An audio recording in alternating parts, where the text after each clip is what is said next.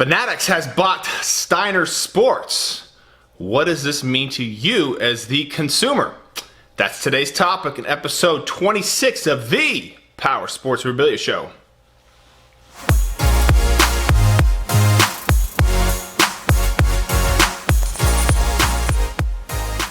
Alright, thank you again for joining me. I am your host, Matt Powers of the Power Sports Memorabilia Show. Wow, we've got some big news to cover today, but before I get into that one, it has been a crazy few weeks over here. I feel like it's been a long time since I've done a show for you guys here.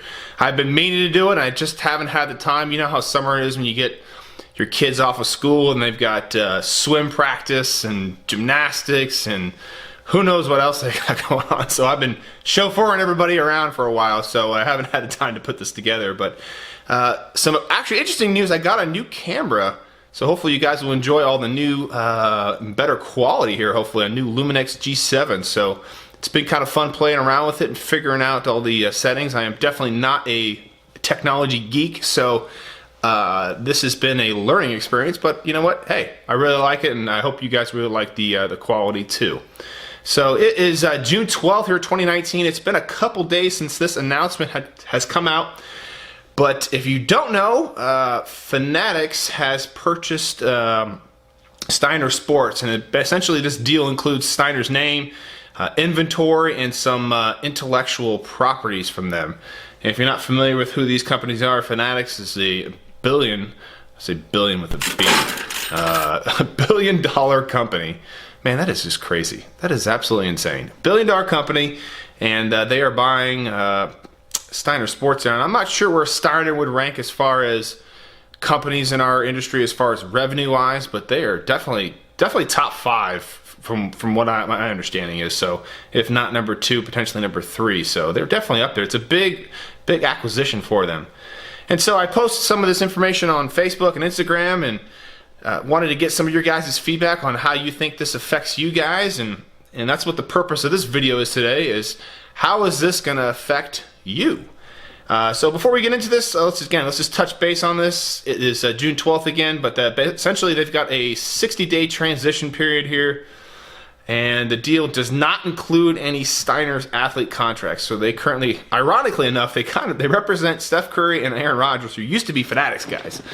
And so I guess the deal does not include those. So that's kind of an interesting kind of thing. But maybe Fanatics knew something when they got rid of those guys. So I don't know. So I don't have all the exact details on exactly how this whole transition is going to work. What's the matter with you? I assume they're probably going to keep a New York office there, which is where Steiner is based. But again, not exactly sure how this is all going to work. So let's assume that they are going to keep that. And let's get into the details here a little bit and how this affects you guys. So I'm just going to play devil's advocate here. And then I'll give you my opinion kind of at the end on how I think this is all going to play out. So let's start off with the good here. You know, why is this a good deal for you, the consumer? Well, first off, if you live in the New York area, which a good chunk of our population does, you potentially could see a whole bunch of new and kind of unique products that are related to your favorite sports teams. You know, Fanatics has a ton of licensing deals.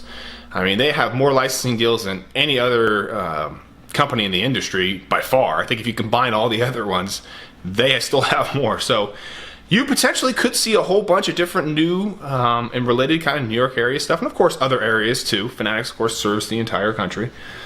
But you know, I also think that having this deal there, it shows that the market is rather healthy. That a company is willing to invest in another company by purchasing all of their inventory and their intellectual property and all that stuff.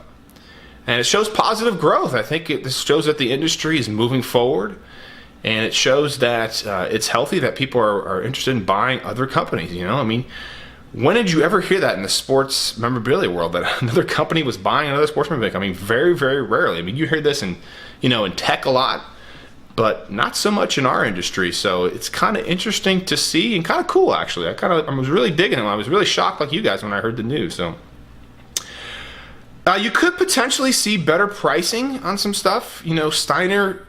Some of the feedback that I was getting from a lot of my fans were, Steiner was kind of on more on the expensive end. Not to say that Fanatics is really all that cheaper, but they are a little bit. So potentially you could see some better pricing on some stuff, some of your favorite athletes and favorite teams and whatnot. And, Fanatics has some awesome distribution channels too. So you could see some good customer service, quicker shipping times, maybe some better shipping rates and all that kind of stuff. So we'll see how that plays out. Let's switch gears here, and we were going to talk about the bad. What are the bad aspects of this deal for you as the consumer? Now, this is where it kind of gets fun and interesting because everybody seems to be a financial expert when this comes up, Everybody's got an opinion on this, and they all kind of use these kind of key terms that you hear in the media all the time. And so let's just kind of cut through the noise here a little bit and kind of keep it really simple.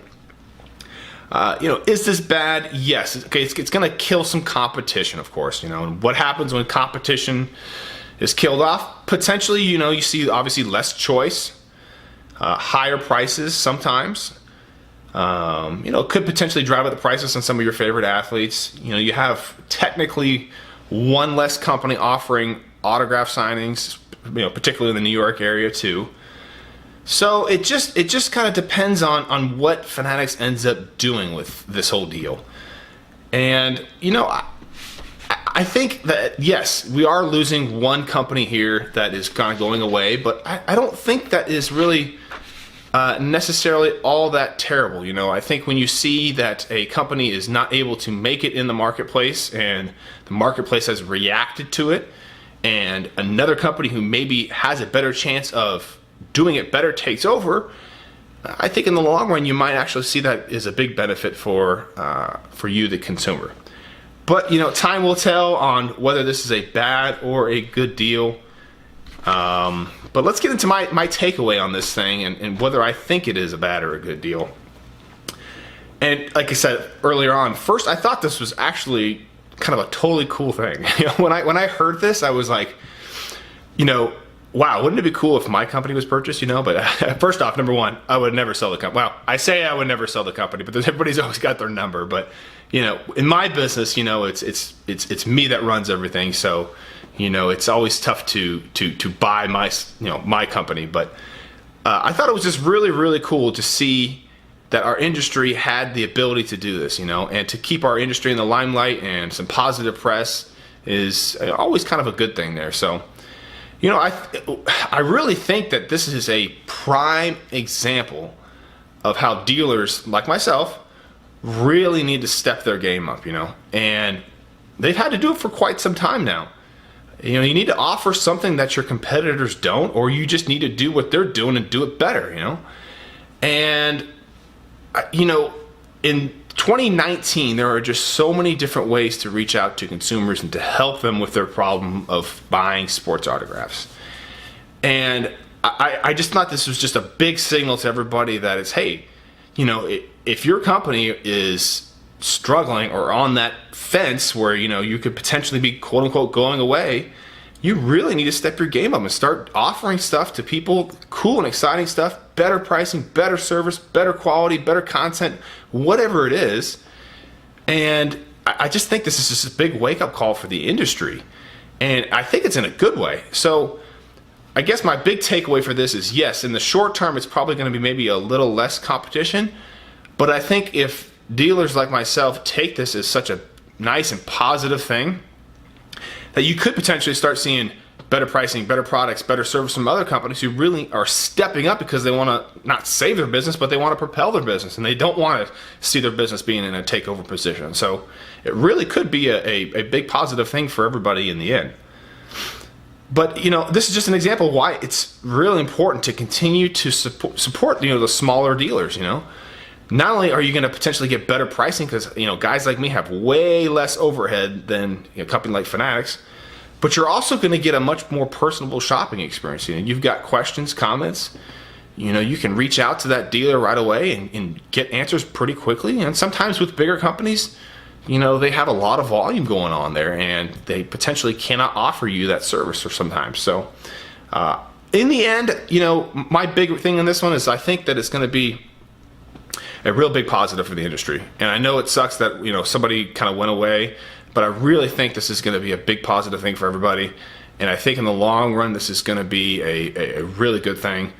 But hey, time will tell. Let's see how this whole thing plays out in 60 days here. Basically looking at August here. So, I don't know. I think it's going to be a good thing for you guys. So hang tight. Maybe in the next 60 days, I'll do a follow-up story to this and see if we've got some more details on how exactly this whole thing's going to play out. But I think this is going to work out. So anyway, that's today's topic for episode 26 of the Power Sports Memorabilia Show. Appreciate you guys joining me here. If you got comments, questions on this whole acquisition and how you think it's going to play out, hey, comment below. Let me know your thoughts. And good luck collecting. I'll see you guys on the next episode. Take care.